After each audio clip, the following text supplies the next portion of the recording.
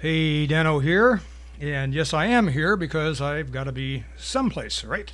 Today, this being August the 7th, a day that shall live in infamy because it's another day that I'm alive, I want to talk about some of the things. I want to do a pretend kind of podcast. What if Joe Biden is elected President of the United States on, what date would it be? It would be November the 3rd, 2020, and he would be taking office about mid-January 2021. So what would Biden do first thing out of the gate? And I, of course, have assembled some topics that I think him and Chucky Schumer and alcoholic Nancy would be really, really rooting for. Okay? Another unanswered question is exactly who Joe's vice president would be, because I'm pretty sure Joe would make it through the first quarter of 2021 before that individual took the reins of power. Most powerful person in the world. So let's just take a look at a couple of topics that I've got here. First of all, I think Joe would really be chomping at the bait to open the borders up, tear that pesky old wall down, and let in millions of poor, uneducated, and possibly disease-ridden individuals into the country with the guarantee of subsidized food, free health care, subsidized housing, subsidized education, you name it, they get it. You Americans don't count for shit. That would be one of the first things. And note that that little act alone, letting those people in, giving them free health care, would ensure a universal downgrade of the health care for God-honest Americans. They are not going to get the same quality of care at all. Tough luck for them.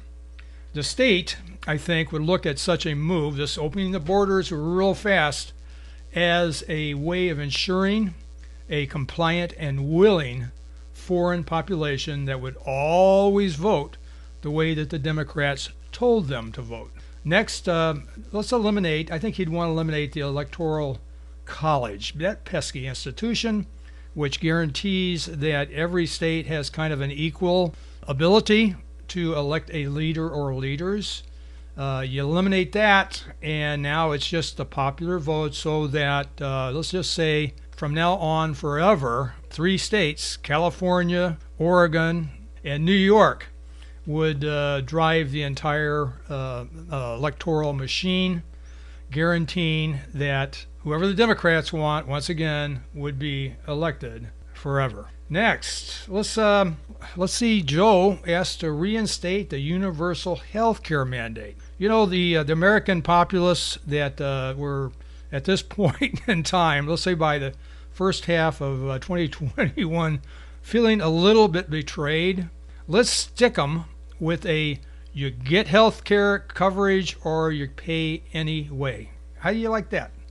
After all, the socialist states of America, how's that sound, cannot trust you, a mere tiny citizen, to do the right thing, as the state always knows, the nanny state always knows what's best for you dumb Americans. Next up, Joe he's on a tear now. We're in the first part of 2022, and he is going to, I'm positive of this, he is going to try to raise the taxes of corporate America through the roof, because those filthy corporations are just too darn rich. And they also employ, of course, millions and millions of Americans, but they are too darn rich. So let's raise their tax rate up to, say, 86%. And what would happen next? As Ross Perot said back in the early 90s when he ran for president, that sucking sound you hear will yet again be corporate America running off to Ireland to set up at considerably lower tax rates.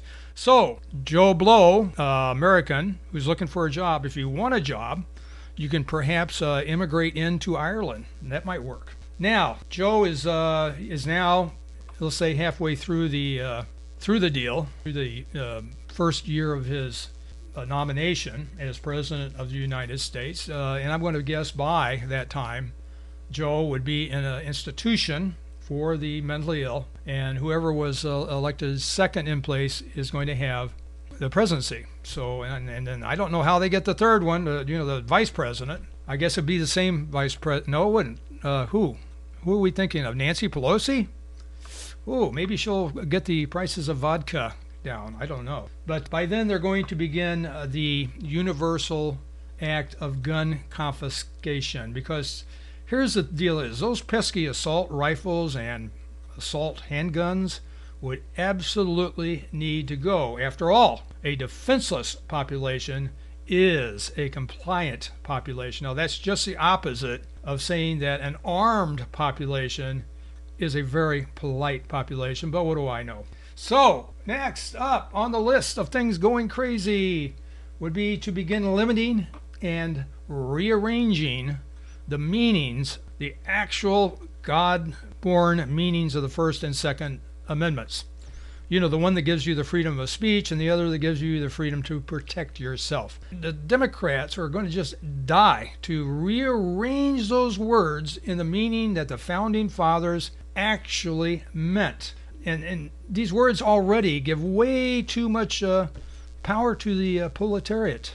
And by the way, the proletariat is a word, it's kind of an ancient word that once defined people as the lowest class of citizens in ancient Rome. So we would be the proletariat, you, me, and Joe Blow. That's just the way it's going to be. There will be the state, and they're with all the power, and you with jack shit in the way of power. Oh, and that message called the rule of law will become the rule of the state, just like what we see in communist China. And you know what? You're actually beginning to see that kind of censorship of your speech in social groups like Facebook. I just said I was thrown out for 20 hours because I used a word that Facebook says is hate speech. Now you can say any word is hate speech after a while, but Zuckerberg is a suckerberg. He really is an idiot.